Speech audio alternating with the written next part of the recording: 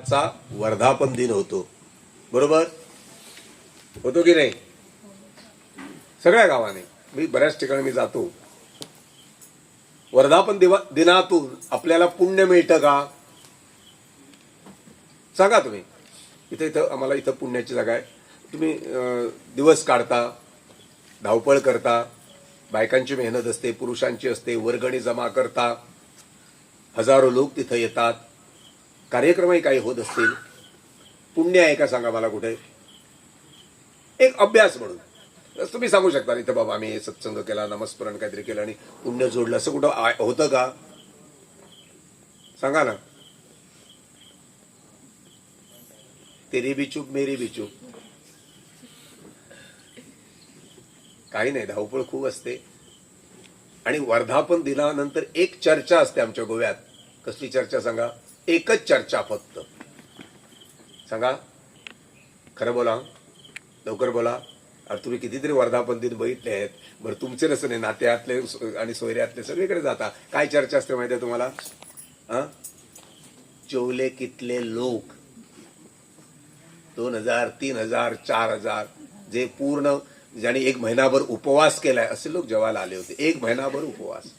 आम्हाला एक दिवसाचा उपवास जमत नाही, एकादशी जमत नाही आम्हाला.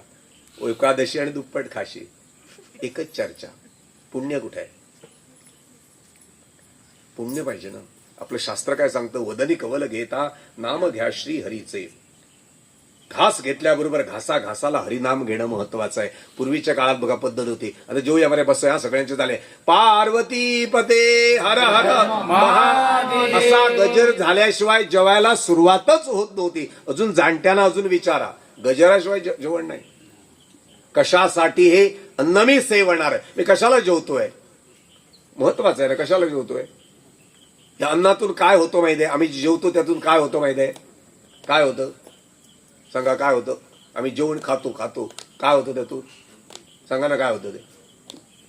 सांगा, कळायला पाहिजे ना. सांगा ना, काय होतं ते? रक्त होतं. रक्त, शरीरात जे रक्ताची जी गरज आहे ते रक्त खाल्लेल्या अन्नातून होतं आणि नंतर त्याची विष्ठा होते. टाक्या भरतात, टाक्या.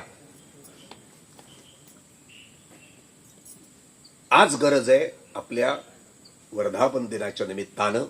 बाकी सगळं तुम्ही कराच आणि करताय, उत्तम करताय, वेळ देताय, धावपळ करताय. मला वाटतं त्याच्यात सुद्धा एखादं 1-1.5 तास 2 तास जर नामस्मरण आणि प्रबोधन जर ठेवलं तर मला वाटतं आलेल्या सगळ्या लोकांचं मन प्रसन्न होऊन त्यांच्या मुखात हरिनाम येऊन त्यांच्या कुटुंबाला त्याचा आनंद आणि त्याचं पुण्य 101% मिळणार.